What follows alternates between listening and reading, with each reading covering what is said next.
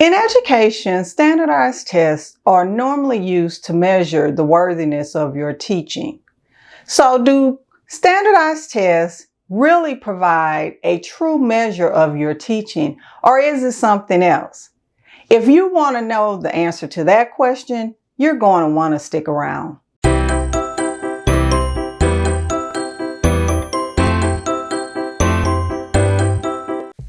Hi, my name is Michelle, aka the Ignited Teacher.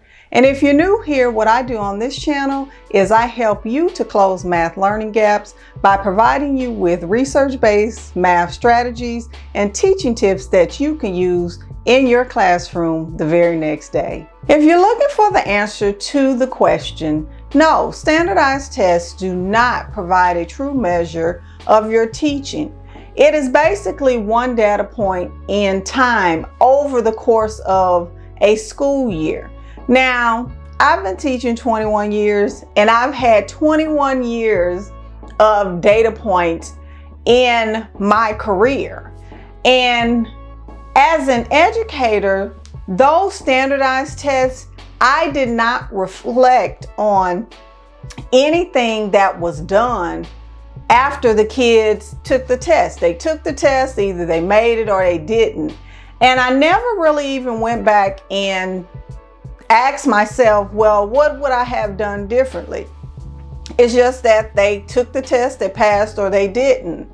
Now, reflective practice is a concept that has you as an individual to reflect on your beliefs and why you do something. Now, it's not just in education, it can be applied to anything. And teachers are rarely given the opportunity to really reflect on their own practices. We're always being judged by the community, we're being judged by evaluators, we're being judged and critiqued by teacher specialists, or a plethora of other people that come into our classrooms. But we never look at what we do and how we teach from our own perspective. So the question that I'm going to ask is your teaching worthy?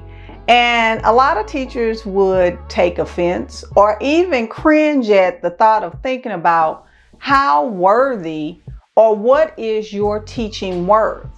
But the author, Stephen Brookfield, suggests that you can determine the worthiness of your teaching by using a process called critical reflection. So Stephen Brookfield says that critical reflection requires that you go beyond thinking about what you did to thinking about, did the lesson go as you intended, and what were the outcomes of the lesson and what you would do differently. So critical reflection and reflective practice are two things that are basically combined, but critical reflection takes it even deeper because it requires the teacher to really think about what you would do differently. And a lot of teachers I have seen, especially after standardized tests or benchmark tests, teachers are like, well, I did a room flip and I did this cute activity, I did a room makeover, and all these cute ideas, and never really reflecting on, did the lesson go as planned? Yeah, did the children may have had a great time, but did it actually meet the student expectation, and did it give you the results that you intended for it to do? And if that answer is no, then you have to reflect on what you did, why it didn't work, and what are you going to do differently the next time. So thinking about how your lesson went, or did you get the intended results, it's not the only part of critical reflection. The other part is equally as important.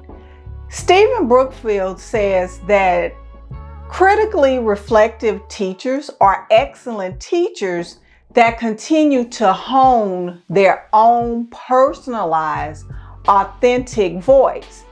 So when teachers actually understand and have a voice within their teaching and it exudes and oozes out of the pores, that's when teachers really understand what their teaching is worth. So if you're looking at this video and you're saying, oh, well, I'm a great teacher. Well, the thing about it is, you don't know whether or not your teaching is worthy until you have honed your own personalized voice. And I can say that from experience. My teaching has changed over the years drastically due to things that I have learned, new strategies in response to the students changing and the challenges that I face every new school year.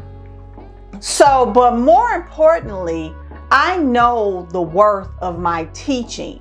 That's why when teachers are saying, no, we can't, do this and we can't do that because they say that we cannot do it. If you know what your teaching is worth, then you know that your voice is important in the delivery of your instruction.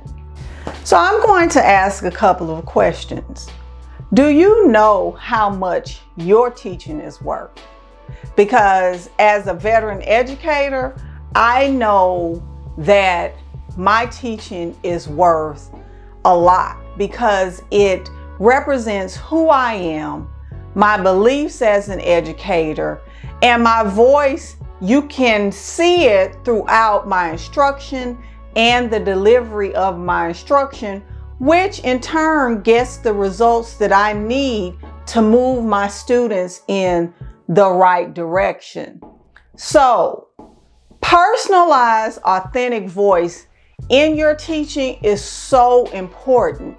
It gives you the courage, the strength, and furthermore, it helps you enjoy what you're doing. It gives me goosebumps when I'm able to take something that I really love to do and share it with my students. That's your voice. Whether you're an art teacher, you love art. Whether you're a reading teacher and you used to teach reading and now you teach math and you want those things to come out in your teaching, that's your voice as well. If you love animals and you're a math teacher, bring your animals into your classroom. And it will help you to enjoy teaching and hone that personalized, authentic voice, which will help you connect with your students. Knowing the worth of your teaching is priceless. And I cannot say that enough. And through reflection and critical reflection, it will help you to identify your beliefs, why you do the things in your classroom, and furthermore, it helps you to support what you're doing in your classroom because you're looking at it from multiple perspectives. You're looking at it from your perspective, you're looking at it from the student's perspective, maybe a colleague, and literature that you read.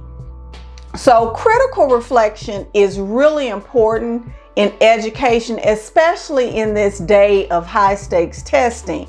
Because if you do not hone your own personalized voice as a teacher and as you grow as an educator, then whose teaching are you implementing in your classroom?